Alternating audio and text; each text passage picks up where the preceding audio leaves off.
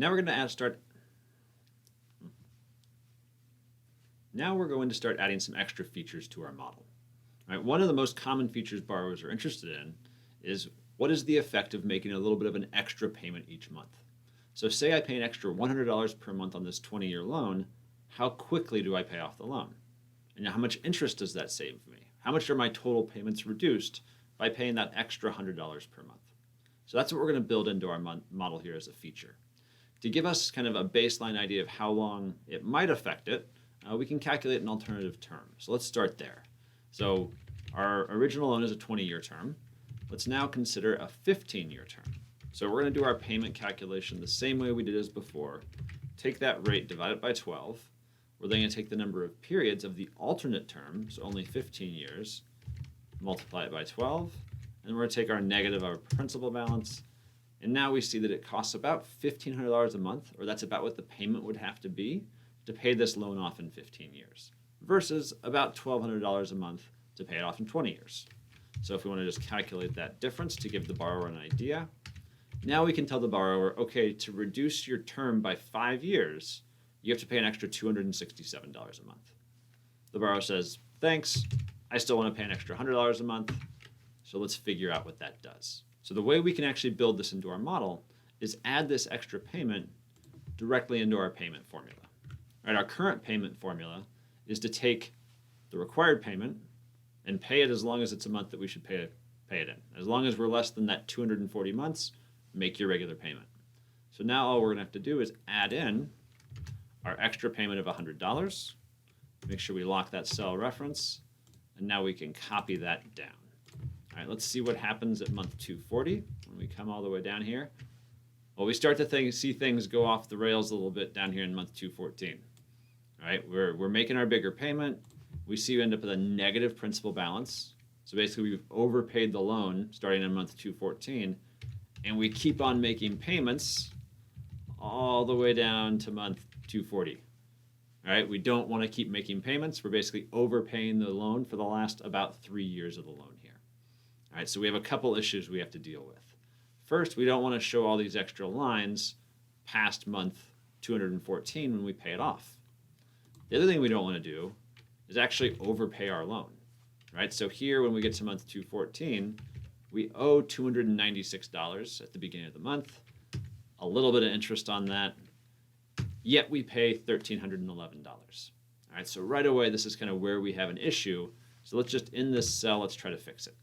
So if we want to think about how much should I pay each month, well, you want to either pay, your regular payment or just whatever you owe, right? Whichever one of those is smaller is what we should pay, right? You don't want to overpay in this case. You only owe $296 plus $1 of interest. So really you should be paying $297. That's the smaller amount. So in this case, if we want to get the smaller of two amounts, let's use a min function. So we're going to pay the minimum of either the regular payment plus that extra $100 or however much we owe, which is going to be the beginning of the period principal outstanding plus then however much interest you owe on that, that'll be due at the end of the month. So once we put that minimum function in here, now we see that we're not going to overpay the loan anymore. All right, at the end of the month, we had a zero balance because we paid that reduced amount. Now we can copy that down, and now we at least have a lot of zeros here. Right, we have a bunch of zeros. Oops, sorry, I went too far. I went all the way to the bottom of 600 months. So with 240 months, we see we get to a zero, and we've paid off the loan properly.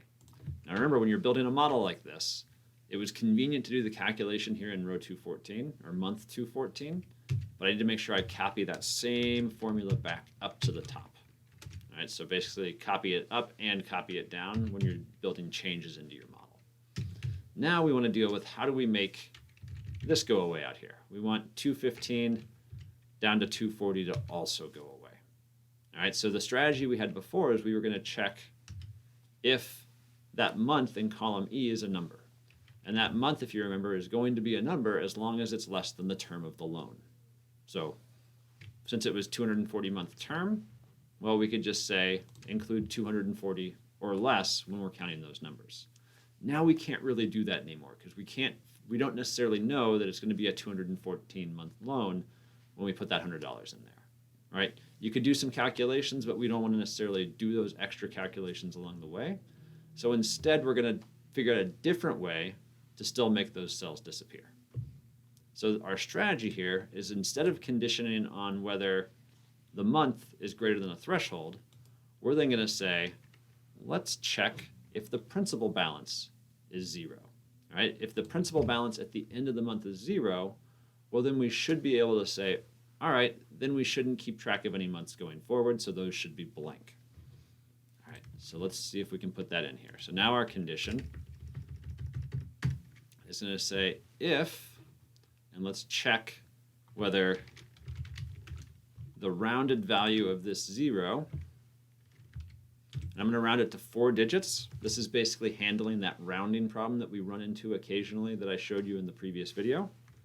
So if the rounded value is greater than 0, then I still want a new number. Otherwise, give me a blank. So in this case, everything just disappeared because it turns out that that is a 0, right? And so it's going to show up as a blank. So we just copy that down, because again, we want to make our model dynamic, and we see an error is going to pop in here. So let's deal with that in just a second. First, I'm going to copy this up and make sure it doesn't screw anything up going upwards. And look, what did we see? Well, we messed it a little bit up. Well, partly because I just went all the way to the top. That first number does need to be 1. So that fixed that. But now if we come back down here, we see we're okay from 214 and up.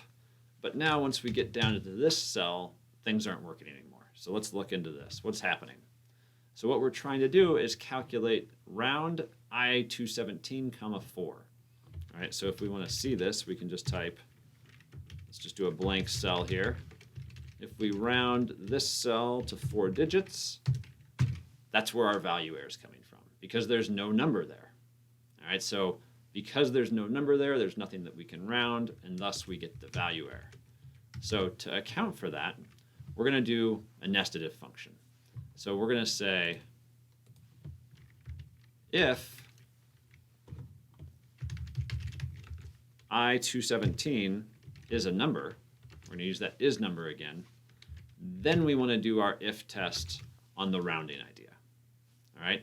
If there's not even a number there, well, then we know we're past the 0 balance point, so we can just go ahead and put in a blank cell.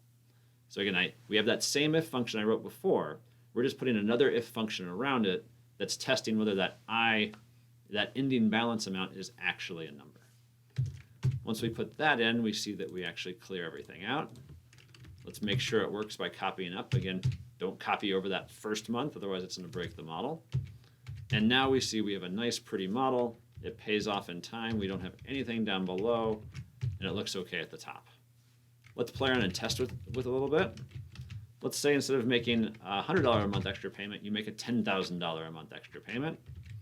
Now you pay off this loan, in 19 months. All right, so it looks like it's working. We pay our $11,000 off every month until the last month. And again, that minimum function is making sure we don't overpay the loan, and it ends up with an ending principal balance of 0. Now, the last thing that we want to check then is to tell our borrower what is the effective loan term. All right, we have our blank cell over here. So we want to figure out how long does this take you to pay off by paying, an extra $10,000 a month. Well, the way we can get that is let's just figure out what the max is of all the months that we're showing, right? Because the last month that we show, or the biggest month, is when it gets paid off. So if we take our max and divide it by 12, in this case, we can see that the effective loan term, by paying $10,000 extra per month, is 1.58 years.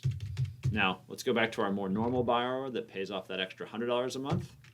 Now we see that that 20-year loan has now become a 17.83 month loan, 17.83 year loan.